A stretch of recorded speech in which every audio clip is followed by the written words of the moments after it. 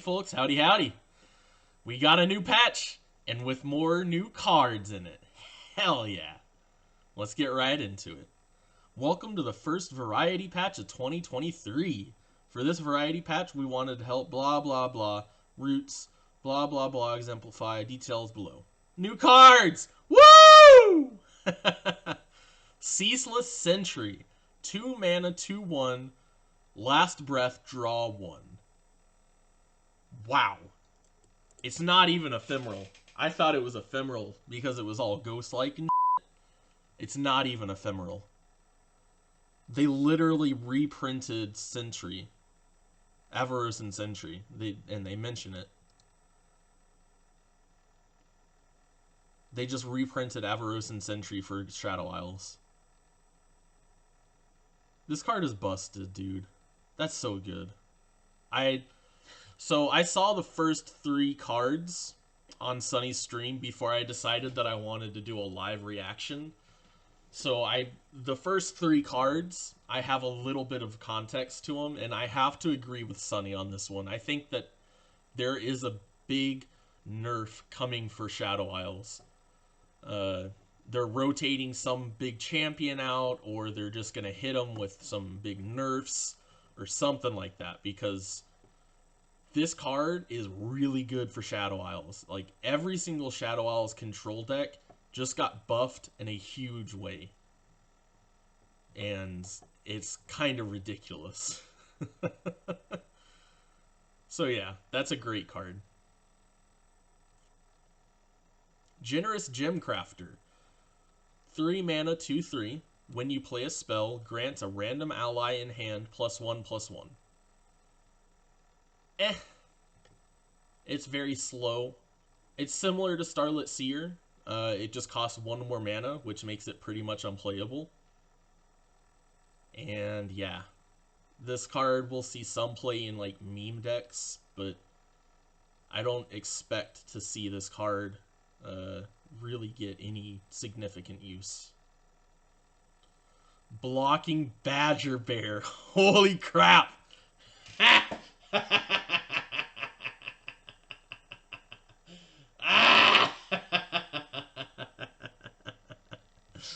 Whoa!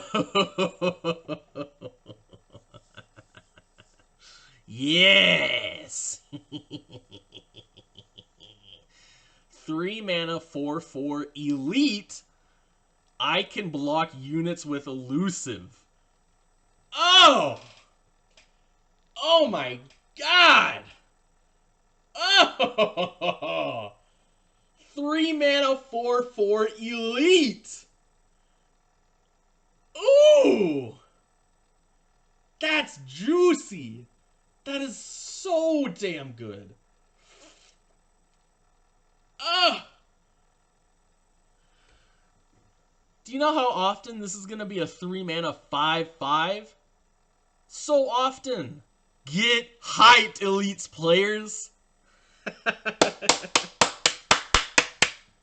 Yes!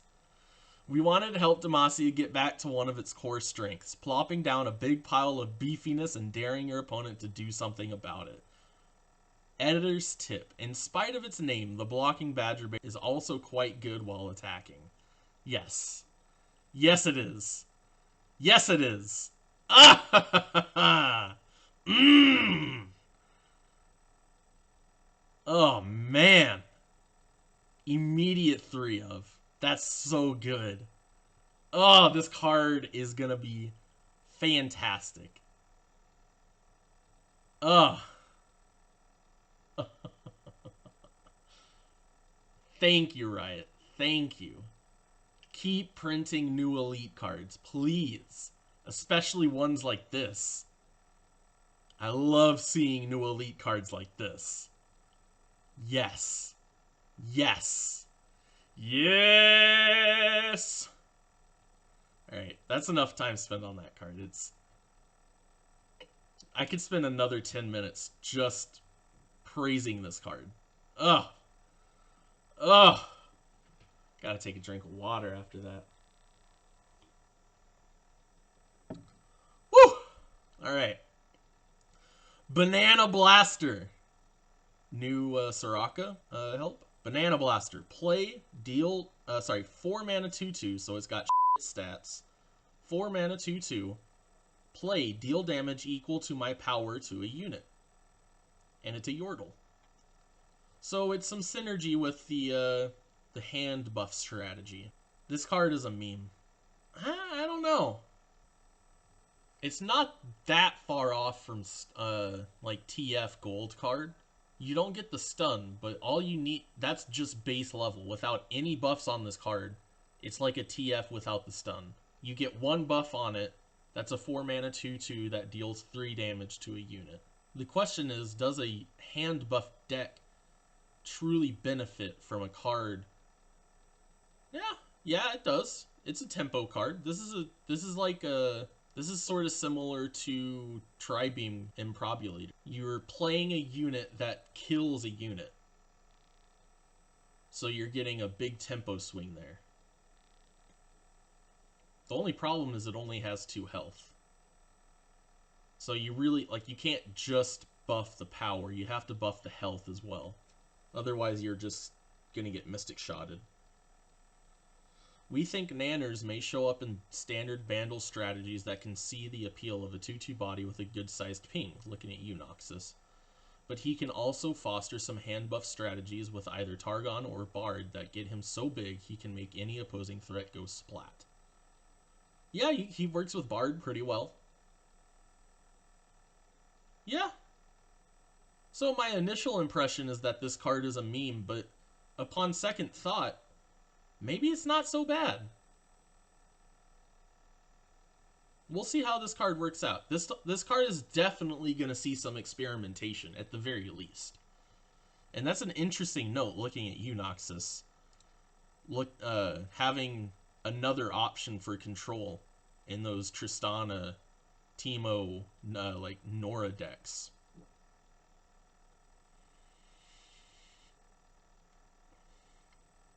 This is an interesting card. I look forward to seeing how well this card performs. Priestess of Desert Light. 6 mana 4/4, so another card. Stats card. Round start. Deal 4 to me. Draw a champion, or if your deck started with 6+ different champions, summon it instead. Shurima loves their champions, and the Priestess is no exception. Although you will face a large deck building cost to prove your devotion, the payoff of a free Aurelian Soul might just be worth it.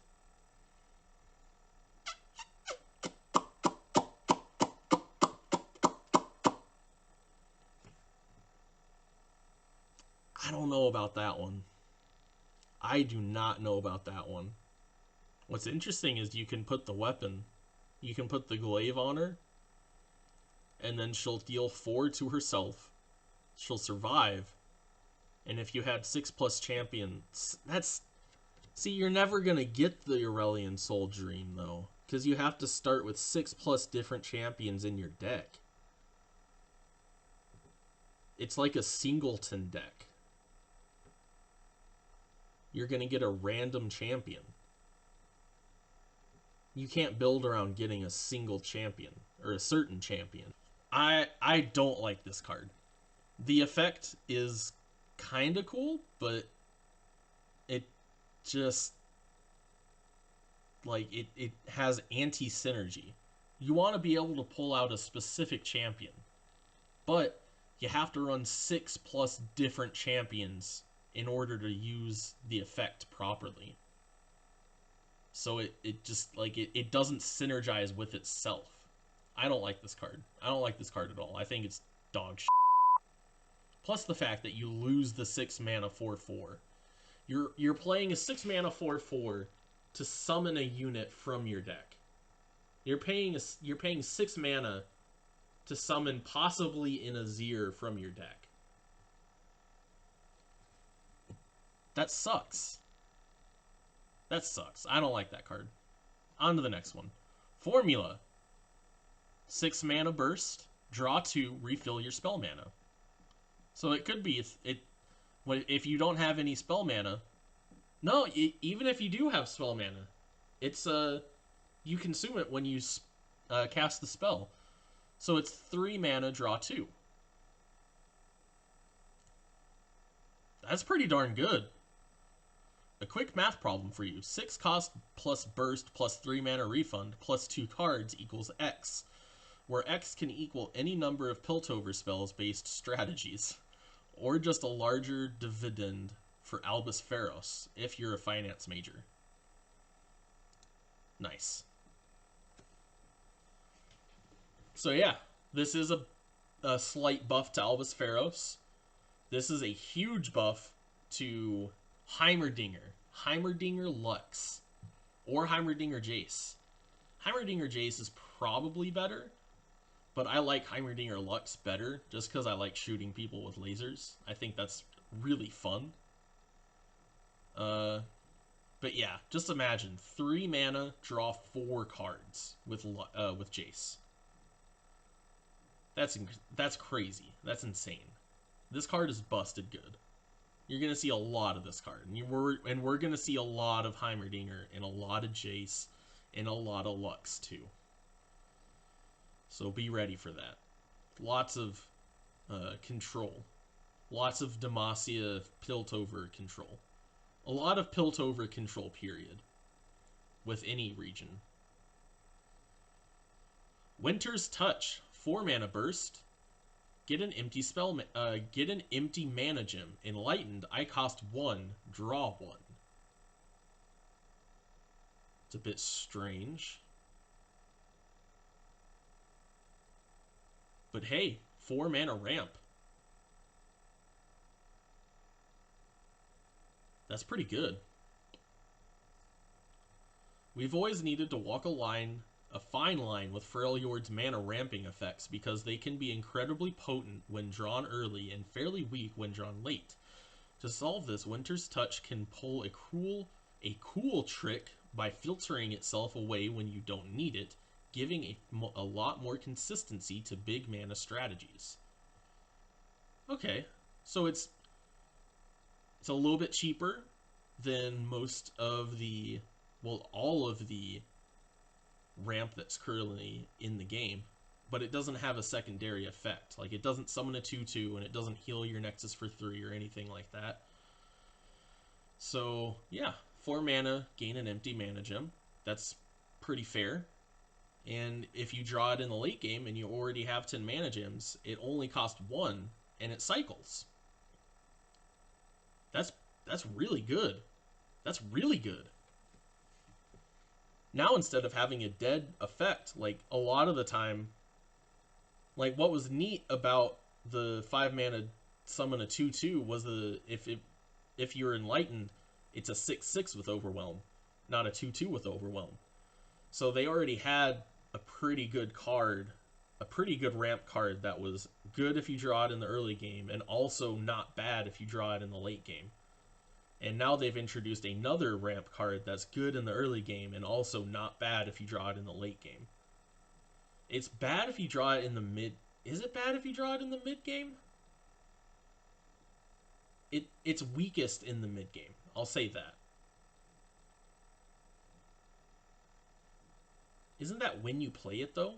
Like turn 4, like you can play this on turn 3. Turn 3 through turn 5 is like the mid game. Turn 4 through turn 6 is like the mid game. Yeah, this card is good. Early, mid, and late game, this card is good.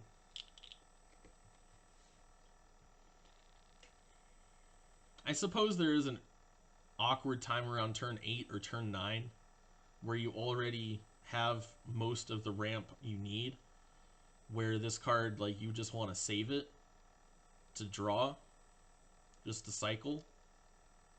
But that's fine, you just need to wait a couple of turns. I like this card. Although, I don't like personally, I don't like the ramp combo decks. Like, Feel the Rush just feels so uninteractive. They ramp, and then they play big units that you can't stop. Unless you have Deny or Hard Removal. And if your deck isn't teched to beat them, then you just lose. And that kind of sucks, especially whenever I'm playing elites. And elites are not teched to deal with 10-10s.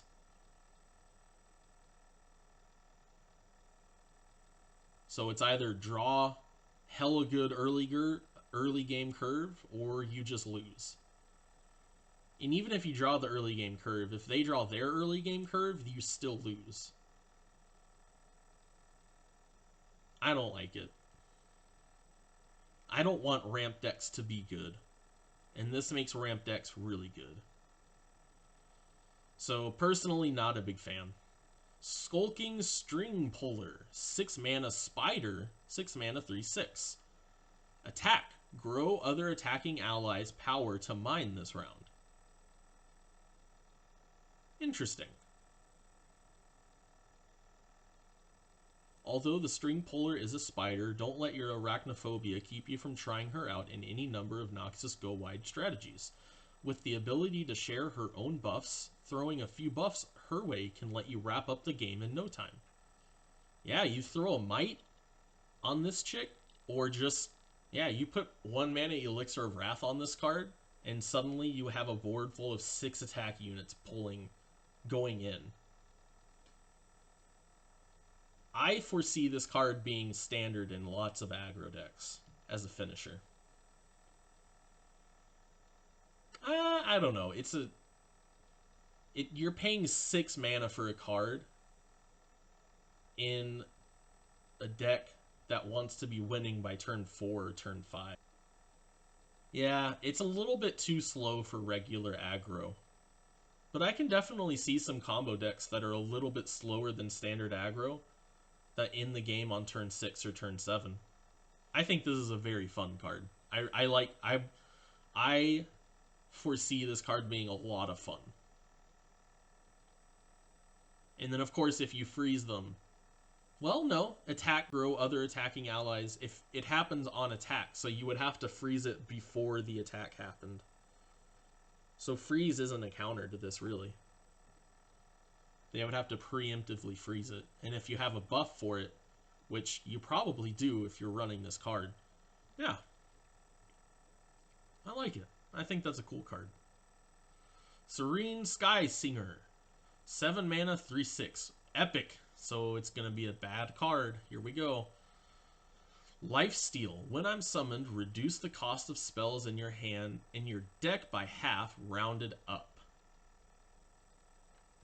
While Ionia has had success with late game strategies in the past, we wanted to give those decks a real payoff for taking your match into the later turns. With a solid lifesteal body, solid? Yeah, 3/6 is mildly solid. You're paying 7 mana for it. The Sky-Singer can usually help buy you enough time to take advantage of the huge magical discounts you've been gifted. So it's definitely a meme. I don't think you want a card like this to be anything other than a meme. Because dealing with a deck that has, like, we already saw what a 1 mana discount can have whenever you're playing with Seraphine bar decks. And that was atrocious. That was one of the most annoying metas we've had to deal with. So if your entire deck has all the spells reduced by half cost, rounded up, ugh, bleh, bleh, ugh. I think this is a very fun card. It's going to be like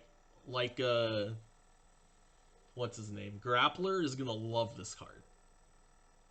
Grappler is going to have a field day with this card. And that's about all I got to say about that. Mischievous Marai. 5 mana, 3/4. Dude, what is it with all these cards and having really weak stats? They printed one card with good stats. No, they printed 2. They printed 2 cards with good stats. Jesus. Mischievous Marai, 5 mana, 3/4. When you play a spell, summon a powder keg. Oh, wow. That's interesting.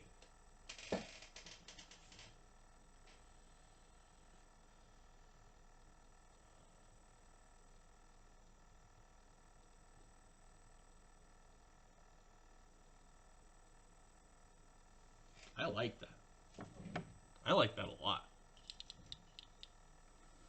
While Funsmith has been pulling some neat tricks over in Piltover, we wanted to make sure Bilgewater could also get in on the joy of damage amplification. While the Marai will boost your warning shots, the real trick is weaving in non-damage spells to build up a big boom at the end. Yeah. I love combo cards like this. This is fun and exciting. It is Nami synergy, which is kind of blech. I'm not a huge fan of Nami or the Fleet Admiral Shelley. Not a huge fan of those 2 cards. But hey, it is what it is. I really like this card. I want to try this card out. I want to try and build a deck for this card because it looks like so much fun. I want to make this card work. I want to try that out. That looks like so much fun. This is going to be a fun card. It's a meme. It's not really playable competitively. I don't foresee it being competitive. But I think it's going to be a lot of fun. I think it's going to be a lot of fun. And there you go. That's all of the new cards. On to the changes. Riven, level 1. Level up, I see Blade of the Exile in your hand becomes, level up, you have created Blade of the Exile. So she no longer has to see the blade in your hand. You just have to have created it at some point during the game. This is really just a slight sharpening of Riven's blade. While we don't think it will affect her win rate too much, we do hope it makes it a bit less awkward to use the blade before you find the Exile. Yeah, that's a nice quality of life change. It's not going to really affect her too much, just like they said, but it's nice. For all you Riven lovers out there, rejoice. Your Riven decks are slightly better. Silverwing Vanguard. Change effect on summon to effect on play. That doesn't really change much. That, like, elite decks will still use this card the same. They're only playing it. They're not summoning it. Huh. The lore meta has been dominated by Silverwing Vanguard for far too long. What the f***? No, it hasn't. So we're finally ending the reign of this oppressive avian. Actually, it was a weird example where the text of the card technically broke the rules of the game, so we're making a slight downgrade in order to fix it, and a number of errant bugs that came with it. Ah, so it was a joke. Ha ha. Very funny. Cool. Steem! 6 cost goes to 4 cost. 5/5 scout goes to 3/3 scout. When I'm summoned, summon a husk goes to when I'm summoned, summon a husk. When you summon a 1 cost ally, grant the strongest enemy vulnerable. Ooh. Alright. Vulnerable for everyone! Ever since we moved Hate Spike back to 2 mana, Eve's been struggling to seduce anyone into actually playing her. We wanted to give a couple members of her non-SI supporting cast a chance to shine, so that there's a real reason to invite the Demoness into your deck. I really like this change. This gives you so much interaction with your deck, and the reduced cost is so good. Like, getting 2 less, like, you're paying 2 less mana for -2/-2, that's so good. 4 mana for a 3/3 scout is, like, whatever. Like, that's not the best stats in the world, but this effect, when you summon a 1 cost ally, grant the strongest enemy vulnerable, that is a strong effect. This guy he has 3 health, so he's not that hard to remove. But he can stay on the back line for like a turn or two and give all of the strongest enemies vulnerable. And then you can buff up your units with the husks and take out the strongest enemies. I like that. I think that's a really cool change. Domination changes from a 2-1 to a 2-2. Yeah, this was one of the strongest cards in the Evelyn cast of support cards, and it being a 2-2 instead of a 2-1 literally doubles her health, makes it so much more difficult to remove it. You can't just ping it off with a Vile Feast or a Go Hard or anything like that. And I think that is a humongous change. This card is going to be very strong now. It was already pretty good. You saw it in decks, a lot of decks. Well, you didn't see it in a lot of decks, but you saw it in decks that weren't Evelyn decks because it was that good. So you'll be seeing this card pretty often now. It's a good card. Bandle Painter. Region Bandle City to Region Bandle City, Piltover, and Zon. Change. Discard a card to create a random multi-region follower. Play. Discard a card to create another random multi-region follower and reduce its cost by 1. Nice. That makes sense. Now it's actually fair to play. It doesn't completely suck. The Bandle Painter has failed to make a real impression, so we're trying to modernize the card so it will pop more and have a real renaissance. By becoming a multi-region card itself, we hope it can be a neoclassic that isn't totally Baroque.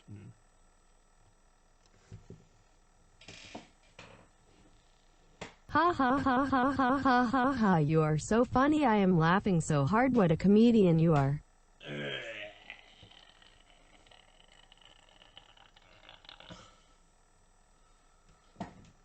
The only thing broken here is your humor. Yeah, this card still kind of sucks, but it sucks less. Good job, Rhett. You never saw this card ever. I don't think I've ever seen this card in play. Like, literally never seen this card in play. So maybe you'll see it now. Nice. Mistfall. Change. Each round, the first time an equipped ally is equipped, refill 1 spell mana and grant them +1/+0. Becomes, each round, the first time an unequipped ally is equipped, refill 2 spell mana. Nice. That's strong. We just saw how the change of 1 spell mana on Ryze's card, going from +2 spell mana to +3 spell mana, changed him so much that he is now in the meta. He is one of the best decks in the meta right now. We saw how much that 1 mana changed him. This is a big buff. Don't be fooled. This is a big buff. It's still, like, it's a big buff, but I don't know if the synergy is there. It seems like this landmark has been missed by most players. So we're narrowing its effect to make sure it doesn't fall through the cracks again. Yeah, take away, like, it's not as broad of an effect. It doesn't do 2 things, it only does 1 thing, but it does that 1 thing twice as good as it did before.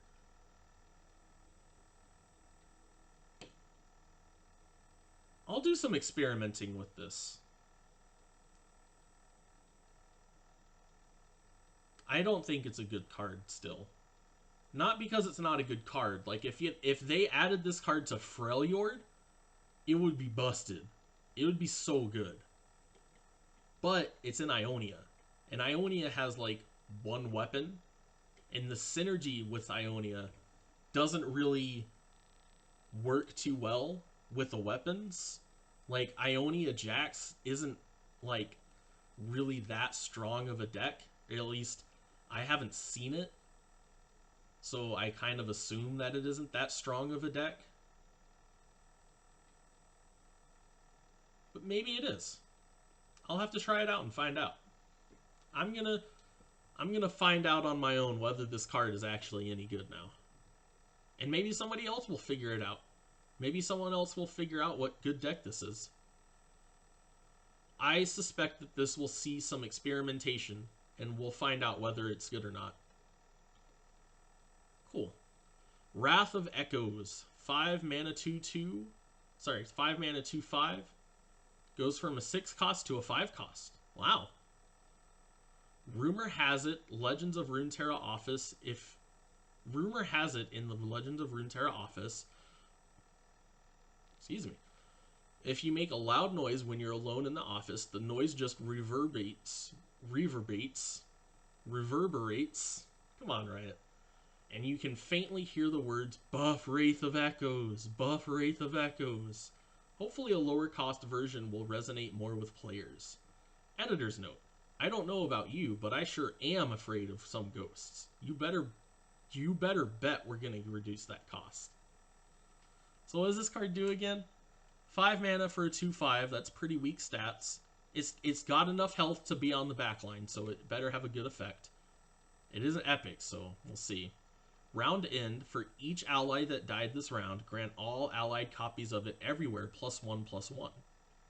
So this is like a Spider's Iceborne Legacy Mistwraiths kind of deck. Synergy card.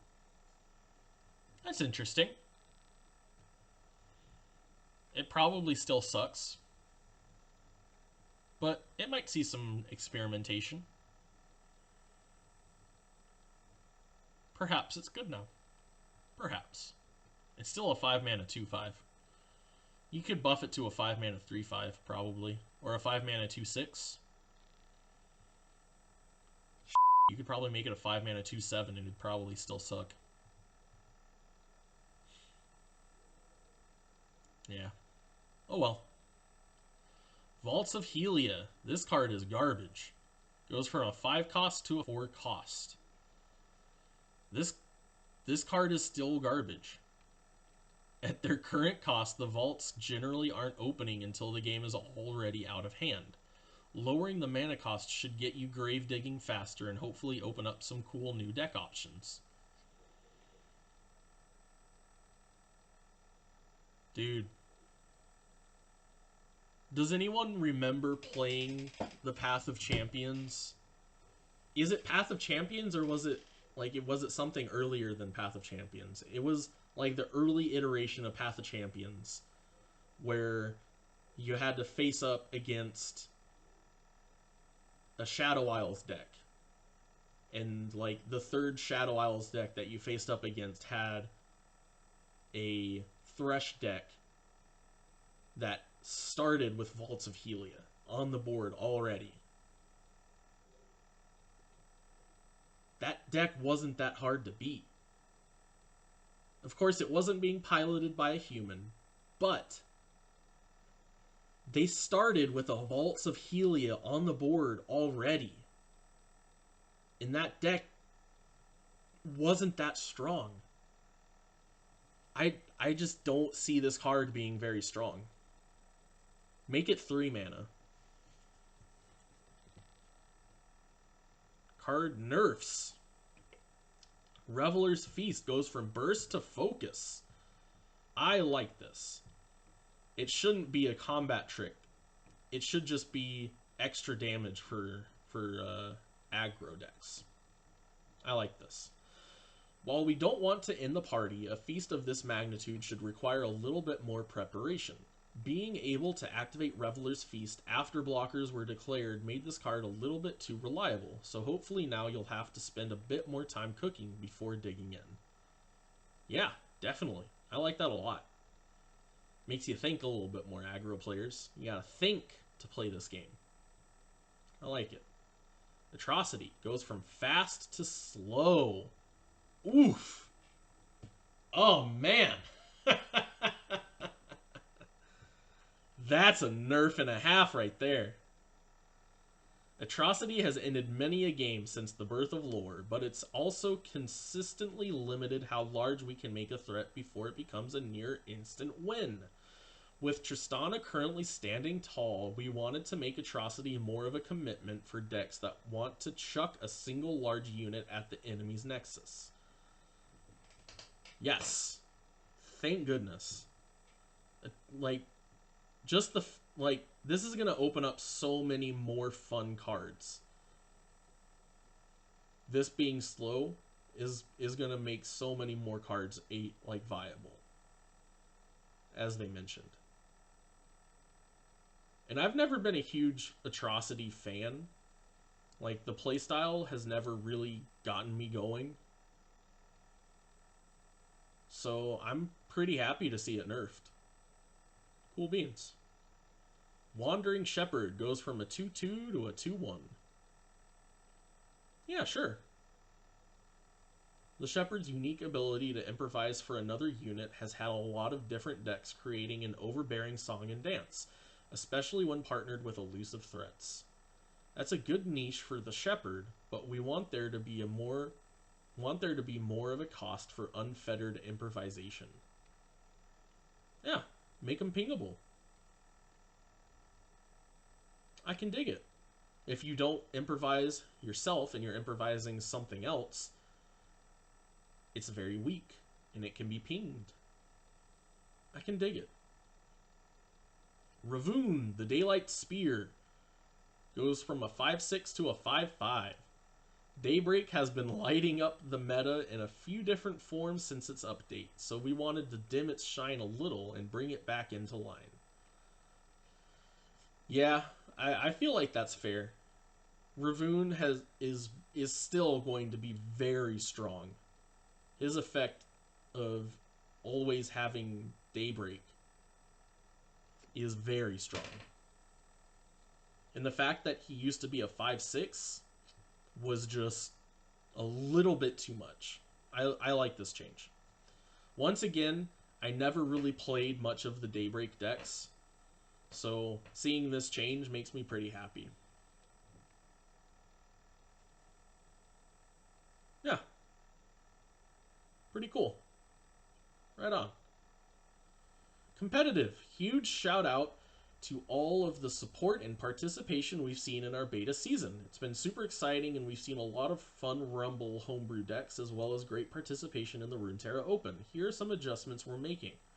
Starting March 10th, daily Rumbles will now run from 10 a.m. server time to 2 a.m. We got a lot of feedback from that the current time window was difficult for some players to get their runs in, so we've extended the window to be 6 hours longer. The next Runeterra Open will run from March 18th, 8 a.m. server time to March 20th, 2 a.m. Cool. Yeah, the original run time was so awkward. Like the daily Rumbles, we're providing a wider frame to get your Runeterra matches in.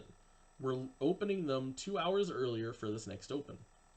The daily Rumble schedule has been updated. Please be sure to check the in-game Gauntlet schedule for the most up-to-date information. The Champions Unlimited, March 20th through March 26th, and 30 HP Nexus, March 26th through March 30th, formats will be available for 325 shards to round out the end of the season. Nice! We wanted to show appreciation for your participation in the beta season, so we slightly reduced the price for the final 2 Rumbles of the beta season. Awesome! Free build. We encountered an unforeseen issue with this mode and are still working at getting it fixed. We wanted to update everybody and be transparent that we won't be running the free build format for a while. That sucks. Please check out and enjoy the other upcoming new formats we have on the way. We've been collecting all of your feedback and will release a more robust article once we move out of beta season. New daily Rumble formats. As a reminder, each format uses the standard deck building rules as a base, with a fun twist. Standard deck building rules, 2 regions, 40 cards, 6 champions, Ayaya! We have 2 new formats this cycle of daily Rumbles, Singleton and 30 HP Nexus. Standard 30 HP Nexus, standard deck building rules, best of 1. Nexus health starts at 30. So it's going to be a little bit more A little bit less aggro-oriented, a little bit more control and combo-oriented. I can dig that. I can dig that a lot. Singleton. Special deck building rules. You may only put one copy of each card into your deck while deck building. 2 regions, 40 cards. I love this. I don't really know why I like Singleton decks so much, but I just find it to be really fun to play with a Singleton deck. I think it's just dandy. Designer's note. Singleton is also going to be the format for the Runeterra Open. We wanted to experiment and try a different format for the last Runeterra Open of the beta season. Once we're out of beta, you can expect the following Runeterra Opens to be the most competitive formats we have. Editor's note. Ruben, don't steal my job. Notes are my thing. New champions available. Who gives a shit? Bug fixes. Fixed an issue where certain card interaction VOs would not play when they were equipped with a prismatic card skin. This included interactions involving Vayne, Azir, Aurelia, and more.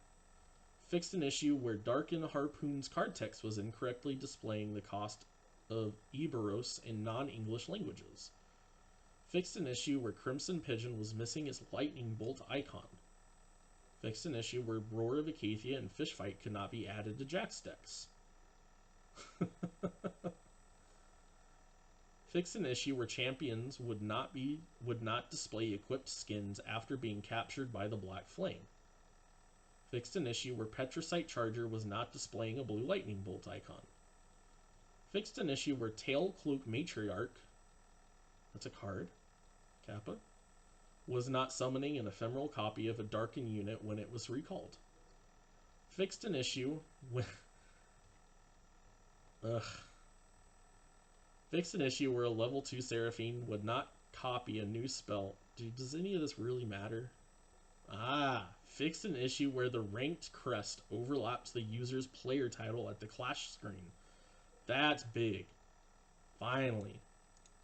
That was so annoying. Unfortunately, I don't have a title myself or a ranked crest. I have a ranked crest, but I don't have a title. But still, it was so annoying to see it on players who did. Fixed a bug where Senna was not properly accelerating Castigate and Soul Cleave. Fantastic. That's good. Both of these were supposed to be, like, it just made sense for them to be accelerated by Senna. Alright.